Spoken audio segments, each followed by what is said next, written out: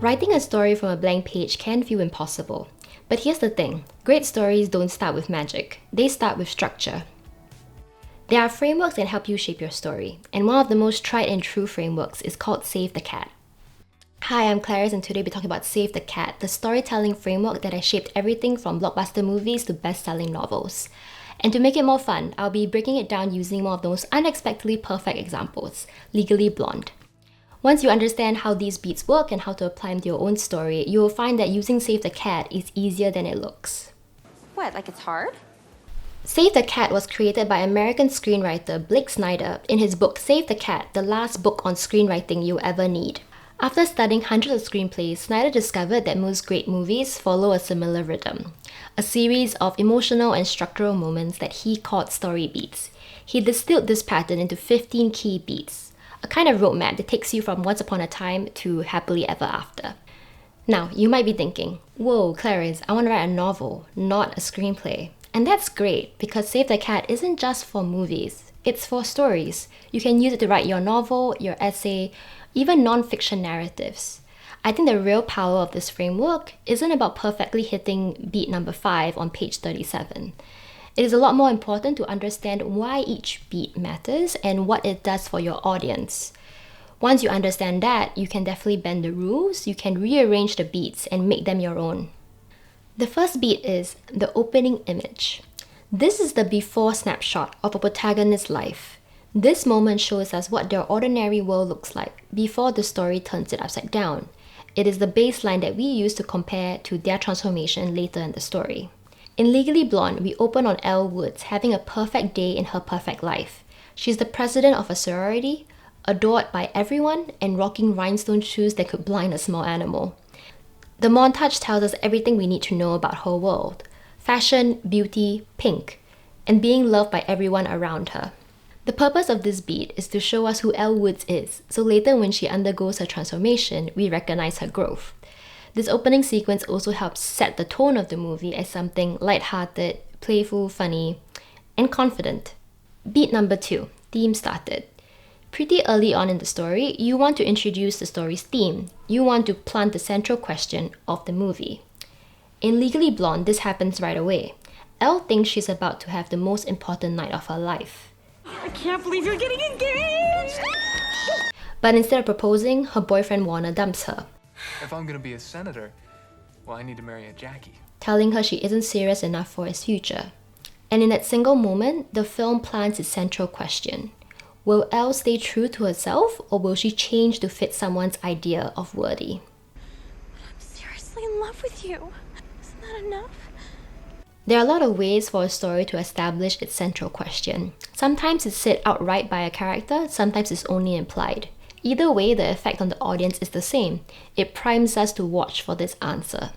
So when the answer finally arrives at the end of the film, we feel satisfied because we've been waiting for this answer all along. Next, we have the setup. This is where you show the audience what normal looks like for your character. Who they are, what they care about, who they are surrounded by, and most importantly, what's missing in their life. In Elle's case, the film quickly introduces her friends, her wardrobe, and her interests. She has it all, except for the ring. All these details build the foundation for her transformation later. When everything changes, we'll remember where she started. Beat 4 is when it all comes crashing down. This is the catalyst. The catalyst is the inciting incident that disrupts the protagonist's world and forces them to make a choice. For Elle, this happens at dinner. She is expecting a proposal. Instead, she gets dumped. Warner tells her she's not serious enough. I told you, I need someone serious. And just like that, her perfect life falls apart. Cue the tears, ice cream, and existential dread. How can it be the right thing when we're not together? This line actually echoes the central theme we talked about earlier. Elle is confusing what she wants, Warner, with what she actually needs, self-worth. So in true Elle Woods fashion, she makes a bold, slightly ridiculous but utterly iconic decision. She is going to Harvard Law School to win Warner back. Beat number 5, the debate. After the catalyst comes the debate. This is where the protagonist hesitates, questions themselves, and faces the first real resistance to their goal. For Elle, this means telling her friends and family that she's going to Harvard. Well, Oh, sweetheart, you don't need law school. Law school's for people who are boring and ugly and serious. And you, Button, are none of those things. And this is what makes this beat so effective. By showing us the people who don't believe in her, the film makes us believe in her even more. This is classic underdog energy, and it hooks us in. The next beat is Break Into Two, the moment where the protagonist steps into the upside-down world. For Elle, that means Harvard Law School. One day she's the queen of her sorority, the next she's standing in a sea of grey suits wearing head-to-toe pink. It's funny, but it also marks her first big commitment. She got in, and now she's going to see it through. The contrast between her bright bubbly world and Harvard's stiff seriousness primes us for comedy and empathy. While we laugh at the fish out of water moments, we also understand how isolating it must be. Beat 7 is the B story, usually a subplot that supports the main theme and gives the story emotional depth. In Legally Blonde, that begins when Elle desperately seeks out a place that feels familiar, the nail salon. It becomes her emotional refuge, a space where she's accepted exactly as she is, blonde hair and all. The B story works as a counterpoint to the main plot. While the A story is about proving herself in Harvard's cold world, the salon scenes remind Elle, and us, what genuine support and self-acceptance look like. It is no coincidence that later, at the film's climax, Elle's turning point happens right here in this nail salon. But more on that later. Beat 8 is called Fun and Games. Or as Blake Snyder put it, the promise of the premise. This is what audiences came to see, the montage of pink-clad Elle trying and failing to survive Harvard. We get every fish out of water gag you could hope for, fashion versus formality, charm versus condescension. But underneath the comedy, Elle is quietly growing. This stage entertains us while developing Elle's character and her journey. We see her small wins stacking up, studying harder, finding her rhythm, and helping Paulette reclaim her dog by quoting legal jargon at her deadbeat ex. These small wins add up, so we are more invested in seeing her succeed. This moment also closes out the B story. Paulette's struggles mirror Elle's. Both women are boxed in by other people's expectations. By helping Paulette, Elle proves that she has the heart and the determination to inspire change in others, even before she finds a path for herself.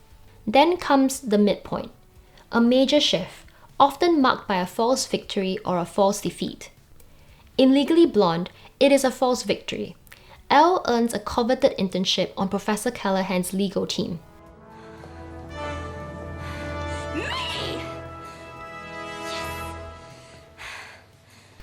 It feels like everything she worked for is finally paying off, but it also raises the stakes. This isn't a classroom exercise anymore, it's a real case with real consequences. For the first time, Elle has the chance to truly prove herself, or to confirm every cruel stereotype her critics believe about her. Beat number 10, the bad guys close in. This is where the pressure builds and self-doubt starts to creep in. Even though Elle earned her spot on the internship, Warner still dismisses her, and the rest of the legal team refuses to take her seriously. It is one step forward, 3 steps back. The pressure mounts when Elle's client finally trusts her enough to reveal a secret alibi. But when the team demands she share it, Elle refuses. And I can't break the bonds of sisterhood. Even when everyone looks at her like she's naive, Elle stands her ground because of what she believes in. I can't give it to you. But I can tell you she is innocent. The effect of this beat is twofold. We feel Elle's progress slipping away, but we also can't help but cheer her on. Even as the world doubts her, our belief in her grows. Next is All Is Lost, the point when everything collapses. Callahan hits on Elle, crushing her confidence. Elle now thinks she was only chosen for her looks, not her brains. I didn't earn anything, Emmett. Callahan only gave me that internship because he liked the way I looked. This beat is the emotional gut punch of the movie. It shatters the protagonist's trajectory, making success feel impossible. Elle's belief in herself dies, and we feel the sting of defeat deeply alongside her. It makes us ache for her, but also crave a comeback. After the fall comes the dark night of the soul, the moment of despair before the rebirth. Elle is at rock bottom. Turns out I am a joke. But she's in the nail salon, so we know where this is going. That help is just one pep talk away. The right words at the right time to remind our hero who she really is. If you're going to let one stupid prick ruin your life. We've hit beat 13, break into 3. This is the moment when the hero finally connects all the lessons they have learned and decides to act from a new place of strength. With encouragement from her professor and other ladies in the nail salon, Elle realizes she doesn't need Warner's or anyone's approval. This beat launches the story into the climax. We feel the gear shift and we know that Elle is back, stronger than ever. Beat 14, the finale. We have reached the big payoff. Elle walks into that courtroom stronger than ever, surrounded by the people who actually believe in her. This is the part where the protagonist applies what they have learned and defeats the naysayers. Elle takes charge of the trial, and despite her inexperience, she wins the case using her own authentic skills, logic, empathy, and a killer understanding of hair care. Mrs. Wyndham, you're free to go. The rules of hair care are simple and finite. Any Cosmo girl would have known. This scene is fun, but it's also deeply satisfying because Elle wins not by becoming what others wanted her to be, but by doubling down on who she already was. And when Warner comes crawling back, she kicks him to the curb, all while looking fabulous. Finally, we arrive at the final image, the mirror of the opening scene. Elle graduates from Harvard, confident, respected, and completely herself. Her friends and parents watch proudly, martinis still in hand, but the real transformation is Elle's. The final image answers the story's central question. Will Elle stay true to herself or change to fit someone else's idea of worthy? You must always have faith in yourself. She stayed true, and we feel satisfied seeing how far she has come from the opening image until this final image. So that's how Legally Blonde nails every single beat of Save the Cat. Now that you understand the structure, you'll likely start seeing it everywhere. I've broken down some more examples, including Toy Story, The Da Vinci Code, and Spider-Man. Those are available on my website. The link is in the description box below if you're curious and would like to dive deeper. And hey, if you like videos like this, please remember to hit like and subscribe so that I can keep bringing these videos to you.